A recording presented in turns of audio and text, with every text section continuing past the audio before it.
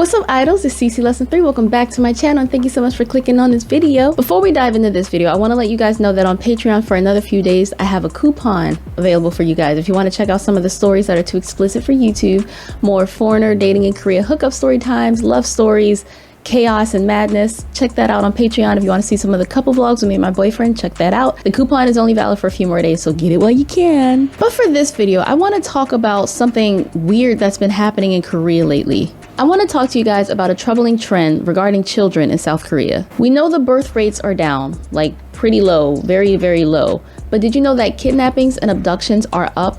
They're trending up. Each year there are more kidnappings and abductions than the last.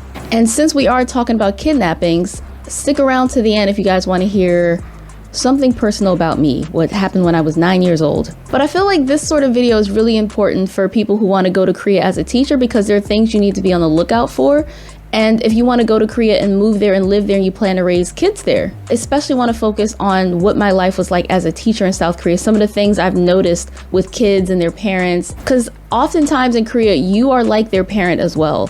You discipline them, you watch them, you take care of them, especially because both parents work and parents are too busy with work to really be able to pay attention to their kids. So yeah, I just want to try to paint this picture for you guys so you can understand how different it is regarding children in Korea and children in the US. I can only say the US because that's where I'm from, that's where I've lived. Let me know if this is similar in the country you come from as well, or if it's very different. So like where I'm from in the States, if a teacher and a student is even remotely accused of being like too close or inappropriate, Chris Hansen is on standby. Hey, how are you?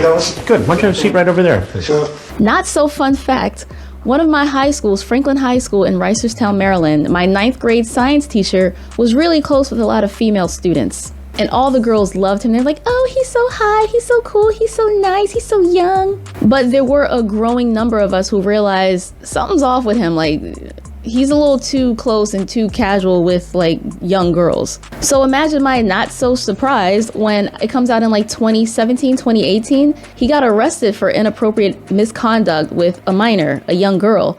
And he ended up moving to a school not so far from Franklin High School where I went to school.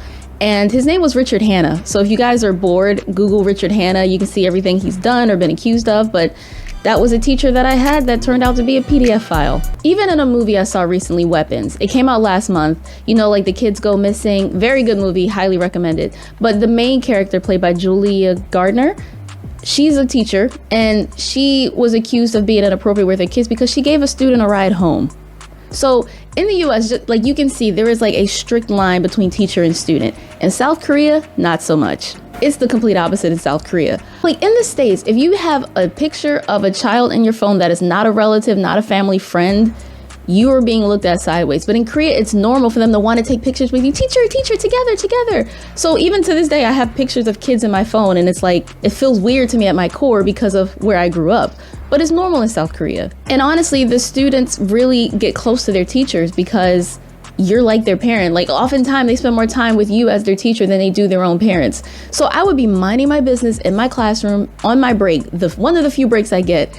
And my classroom was pretty big, especially the one that I taught in Jeju. So they would come in all the time. They want to play with all the equipment, play around the desk, draw, all that stuff. But I'm just sitting there trying to get stuff done because for a while I was taking online classes with my university and teaching. So I was very busy my first year in South Korea. The kids get close to you and they try to cuddle with you. Like I'm sitting there at the desk, they're grabbing my arm. They're like trying to sit in my lap, trying to cozy up behind me. They do back hugs. Like I'm sitting down and they'll, teacher, hi. They play in your hair. They ask you to braid their hair. They're very close to you in South Korea. It's small children. They trust you. My students would even pretend to be my bodyguard and walk me to the bus stop. It was really cute. Like they're very cute kids. And because of the horrible and very depressing academic life balance in South Korea, most kids spend most of their time studying and outside of their home. So it's very, very normal to see a small child or small children walking home from their hagwon after having left 9 p.m., 8 p.m., like well into the night. And the first time I saw that, it caught me off guard. I was like, where the hell are your parents? Like, so with all that taken into consideration, sadly, it does not surprise me at all that we're seeing more children being abducted and kidnapped in South Korea. They're very easy, vulnerable targets. Kids go to convenience stores by themselves. They're sitting there eating dinner by themselves. They're walking through the park, and they get a lot of responsibility starting at a very young age. And I hate to say it, but given South Korea's leniency on first-time offenders, it does not surprise me at all. You're literally telling everybody, you all get one. Everyone gets one crime, one freebie. If you've never committed a crime before, your first punishment will be very lenient. It's a real-life get-out-of-jail-free card. More on this very serious problem a little bit later in the video. But just to give you an idea of what I'm talking about, recently, there was a 60-year-old man, creep, who tried to force a hug on a 9-year-old child. The child didn't know him, and the child freaked out. Luckily, there was a scene, and the child was safe. But there was another one recently in Seogwipo, which is the southern half of Jeju, so maybe it was even the school that I worked at. There was a man in his 30s who tried to lure an elementary school-aged girl to get in his car with the promise of a part-time job. Why are you trying to offer someone who's like 8 or 9 a part-time job? By the way, I may be using these two terms interchangeably, but in South Korea, the two terms are technically different. In South Korea, a kidnapping is when you use force. An abduction is when you trick or lure someone to come with you willingly. Abductions are more common than kidnappings. I think 25% of the missing children are kidnappings and 75% are abductions. But both are punished similarly, meaning not very punished at all. Did you know that this year, there are more than 9 kidnappings each week in South Korea? And did you know that only a quarter of them will fail? So only 1 in 4 kidnappings in South Korea fails, with 9 attempts every single week. That's a lot of kids that goes missing. And I'm not at all surprised. Again, South Korea is a high trust society. Even like you see in the K-dramas, right? Like there's a cute kid crying and the handsome lead will be like, do you want some? Are you okay? You're cute. Oh, you're cute. Don't cry anymore. And they pat you on the head and the kid cheers up. But the K-dramas have like the perfect, dreamy, non-criminal male lead. But that's not the case in real life. You don't necessarily have to give your kid the stranger danger, no, don't touch me there, that's my no square conversation with your children. You don't really have to have that talk with your kids, but now it seems like you do. And it's sad because the kids there are so innocent. Like, I mean, kids everywhere are innocent, full stop. I'm not trying to say like they're more innocent there, but like, they just trust people. They just trust everyone. Like I said, I'm just their teacher and they would trust me with their soul. They were so affectionate, incredibly affectionate. They want to hold your hand, give you candy. They rub up against you. Like they have zero spatial awareness, zero respect for personal space. I'd be sitting there like, y'all, my break is only for another 20 minutes. Please get out my face respectfully. Bye. So I'm literally sitting here editing, and I guess because I'm in a seated position at a desk, it's like taking me right back to the moment of where I'm at in the video. And I just remember there were times where I'm thinking to myself, why are you on me? Like my students were on me. I'm like, back up, please. That's also probably why me and my friends stayed in a constant state of sick, because they would be all up in your face, all in your space, and just coughing. And even on YouTube, you've seen those videos where somebody takes like their really cute kid, and like if a cute kid asks you for directions, if a cute kid offers you a candy, if a cute kid asks for your number, what do you do? And everybody is typically like, oh, so cute. They don't know they're on camera, but typically they're like, oh my God, you're so cute. Hi, you're so cute. And the kid's like, I know. Like they're so unaware of the danger, you know? Here's another incident that really started to make news and put this issue on people's radars. A 6th grade girl was approached by a man and he said, didn't we live in the same neighborhood before? I'll buy you something delicious, so come with me. Luckily, that little girl said, nah, skirt, and she left. She was safe, and she told her parents about what happened. Another incident saw a group of men try to take not 1, not 2, but 3 elementary school-age children and get them into their car. They said, you're cute, I'll take you home. There was even an incident where a high school student tried to force a young girl into an elevator. He put his hand over her mouth and tried to steal her away into an elevator. There was another incident where a man in his 60s tried to grab the arm of a young small child and pull them away and say, let's go eat jjajangmyeon. It is so bad now that a lot of teachers at schools are starting to administer little safety bells to all their students, so you can make noise if you feel like you're in danger. Parents are starting to get more tracking devices for their kids, and we're seeing a spike in self-defense tools. I tried to look up what a self-defense tool in South Korea. I couldn't find it, but maybe I found it now and I can show you here. Police have even started to send out more cops to patrol the streets near elementary schools and parks and other areas where kids will gather and wander. 55,000 extra cops now roam the streets in South Korea to prevent these kidnappings and abductions. So a lot of people are wondering, why is this happening now? Because unfortunately, In like the 70s, 80s, and 90s, these kidnappings and abductions were pretty common. Back then, though, the reason was very different. There was a really popular story about a mother whose daughter was kidnapped, taken to an orphanage, and then went to the US and was raised and adopted there. There are many children in Korea who are sent abroad and adopted overseas illegally. They're stolen and they're trafficked. Did you know that Korea has the most kids adopted abroad, more than any other country? It turns out that Koreans weren't too keen on adopting kids that weren't related to them. So they'd adopt a niece, a cousin maybe, but not someone else's non-biological child. And after this Korean War, there were a lot of kids who were displaced. They lost their parents.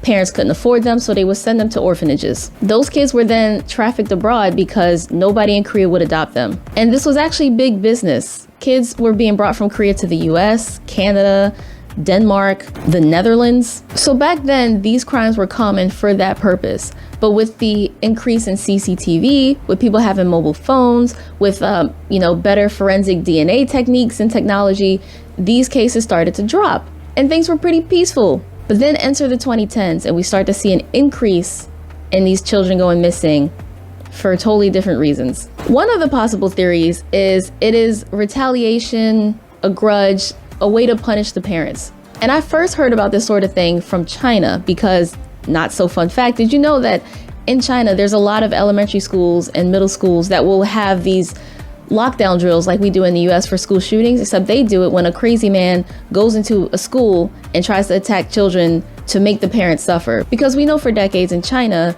you could only have one child. So you put all your eggs in that one basket. Your child was your future. Your child was your legacy. Your child would take care of you when you got older. So if you really wanted to make someone's parents suffer, you would target, attack, unalive that child. And unfortunately, it's kind of similar to South Korea. Not that they have the one child policy, but if you really want to make an adult suffer over a grudge, maybe they owe you money and they're not paying it, there's debts, you attack the child to make the parents suffer. So that's another thing that's been pretty common in East Asia. But unfortunately, the recent surge in child abductions and kidnappings are widely believed to be sexually motivated. Isn't it interesting how in the States, for example, or the UK, for example, I think the most unforgivable crime is a crime against a child. You are labeled scum, you get your ass beat as you should, and no one ever forgives you. You are like a lifetime offender, you're a creep, everyone knows to avoid you. In South Korea, you get to keep a lot of your anonymity if you do something like that. There's a registry, but it's not always enforced or mandatory. And like I said, everybody gets one. You get one freebie. If you've never committed a violent crime before, then you're gonna get off pretty light on your first offense, no matter how bad it was. And unfortunately, only like 20% of attempted kidnappings are actually punished with prison time. So if you try to steal a kid and you fail, try again, because you're not gonna go to jail for trying the first time. And like I said, the fact that children in South Korea are so vulnerable because they have very busy parents, they don't really have anyone to look after them outside of their teachers. They are easy targets. And there was even a string of very creepy individuals who were repeat offenders, and when asked how they know who to pick, like how do they know who to target? We know bullying and school violence is a huge problem in South Korea. It's a huge problem everywhere, but in South Korea, it's not really like punished or addressed. I remember being a teacher and clearly this kid is being picked on by these two kids, and the teachers tell us, children will be children, it's okay, they'll sort it out themselves. I'm like, she's crying, that is more than not okay. So imagine you're a creep, right? And you are prowling along an elementary school and you see one kid in the corner playing by themselves, looking down, other kids pointing at them and laughing. You know what kid to target, because if you call that kid pretty, if you give that kid attention, if you offer to buy that kid candy or ice cream, they're gonna go with you 9 times out of 10. I mean, just think about that. In South Korea, children spend more time at their schools and with their teachers than they do with their parents. I've had a few encounters myself where we saw someone creepy try to go around our students. I'll give you one in particular. When I moved to Taeyeon in my second year of Korea, I taught at 2 schools. One of them was called Mohang and one was called Samsung.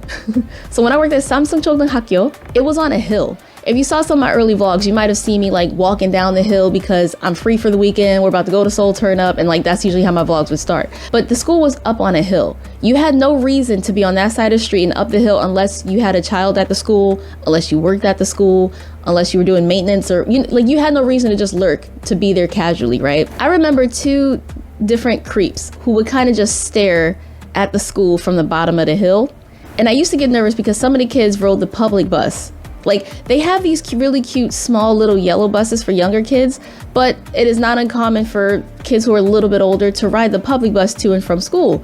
So we all had the same bus stop. Luckily, I'm an adult with them, but like seeing a creep, like someone who's just staring at children and from afar, because if you knew them, if you were related to them, why are you just staring from afar, right? You would be like, hi, Juna, clearly, because you're not interacting with them. You're just staring and lurking. And that used to give me the fucking creeps. There were a few times where we saw people just staring at small children as they went down the hill to the bus stop. And they always knew what time to be there too. But the worst case was actually at my school in Jeju, Bomok Chodenghakyo. That school was huge. I didn't realize it at the time because that was my first school, but that was like the biggest school I've ever worked at.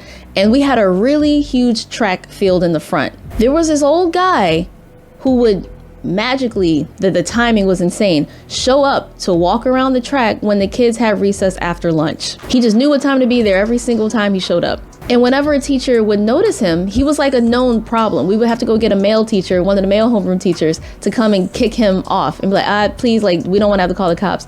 But it's a bluff, because if we do call the cops, they don't do anything anyway. They say, well, I mean, he's just walking. What's the harm? But clearly he knows he's in the wrong, because he would leave every time. One of my 4th grade students, he was a boy, he told me that this old man asked him to go to his house with him to help him bake cookies, and that his home was nearby. So knowing that such a creep lived very close to an elementary school, isn't that great? And that student didn't like how close he got when he asked him to bake cookies. Like, even that child, 9, 10, felt uncomfortable. Kids in Korea are alarmingly vulnerable. Parents not really around, few relatives, because Korean families are so small these days, and they're out often alone very late into the night. Even with CCTV footage everywhere, the threat of surveillance doesn't really faze them, because it's really common to just wear face masks if you're sick, if you just got surgery, if the air quality is bad. So it's not suspicious to walk around hiding half your face. And if you combine that with a baseball cap to protect yourself from the sun, it's hard to see who you are. By the way, do you see this gang of guys? These are the group of men who tried to abduct 3 small children. They were caught, and their arrest warrant was refused. What the? Tell me why. So even though we know they're a threat, and even though we know they're probably going to do this again, they probably already have tried to do this again, they weren't arrested. How do you reject an arrest warrant for someone who tried to kidnap 3 children and tried to get them into their car? That's just creepy, non-acceptable behavior. Hey, how are you? Good. Why don't you have a seat right over there? How do you give would-be criminals a second chance to do it again? And I'm sorry, but let's be real and look at the facts. The crime that is most likely to be reoffended is being a predator to children. Very rarely does someone do it, serve their time, and come out and never do it again. They like to look at kids still. Like, those urges are always there. It's not like they just get it out of their system. So it's nice to see that they're finally starting to talk about this, because like I said, this is something as a teacher you will just see, you will just notice creeps around an elementary school, not interacting with kids, just looking. Kids feel uncomfortable, they vocalize it. Pull up on a kid, hey, do you want some candy? Hey, you're so cute, let me give you a ride home. Just be vigilant when you go to South Korea. Whether you go there and you raise kids, be vigilant. Whether you want to move there and teach, be vigilant, because these creeps are abundant. And a lot of people talk about like the declining birth rate. One of the theories is that people are taking these kids because they want children. That honestly wouldn't surprise me either. I would love to hear your guys' takes on all of this and what you think about this. If you've heard stories like this, if you've seen this yourself. But yeah, as promised, I will give you guys a personal story time from my childhood. We're talking about kidnapping. And it was 2002. I was 9. I was in the 4th grade. I lived in Baltimore City. And I went to Seward Hill Elementary School. And that was in the hood, y'all. Like, that was the worst. Luckily, we don't typically go to schools in the hood, but that was a bad one. I was only there for like a year. I mean, I've been to like 14 schools in my whole life. It's usually like 1 or 2 schools per grade, but that was one of the ones where we were there for the whole year. I was there for all of my 4th grade. And the playground wasn't even like a proper playground. Like, there wasn't grass or anything. It was like on concrete. But I remember after school, we would play there, me and my little brother. We would hang out there and wait for my mom to come and pick us up after she got off of work.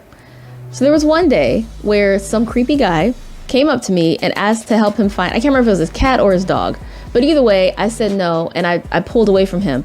Luckily, at the time, there was this show that used to come on called America's Most Wanted. I don't know if y'all remember. It was hosted by Joe Walsh, and he got pretty famous because his child went missing when he was like 6 years old, and that helped create the like National Center for Missing and Exploiting Children, I think. But he spoke about that organization all the time. When you would watch America's Most Wanted, they would tell you like who we're looking for, right? But they would also tell you like what to do when a stranger approaches you and you feel unsafe, you feel uncomfortable, you want to get away from the situation. So there was one thing where they taught you to like twist your arm away from their grip to help loosen it, because sometimes they really do just be forcing you and trying to pull you. And I remember just doing what I saw on TV. It was like a windmill, crazy windmill motion. And I got free. And I ran to the principal's office and told them what just happened. My mom naturally showed up freaking the fuck out. And from that moment on, my mom said, okay, you guys will wait in the principal's office for me to come pick you up after school. And I remember my brother wasn't even scared or like worried or sad that I almost got kidnapped. He was mad he couldn't go to the playground anymore. I mean, he was 8, so maybe he didn't fully understand the situation. But yeah, I was almost kidnapped when I was 9 years old. Some creepy dude, short as shit, chocolate feller. And he tried to pull me away into his car. It makes you wonder, like, how common is this for children to be approached by strangers and they just know better to say, no, thanks, I'm good, or run away?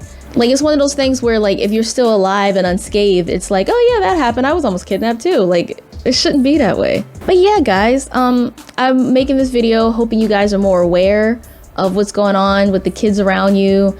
And be the adult they can trust. Be the one that's gonna help protect them from the creeps. Unknowingly, you might save their life. Unintentionally, you might end up saving their life. It's just crazy that like, oh, back in like the 70s and 80s, it was normal for kids to be kidnapped and trafficked abroad to be adopted by more wealthy families.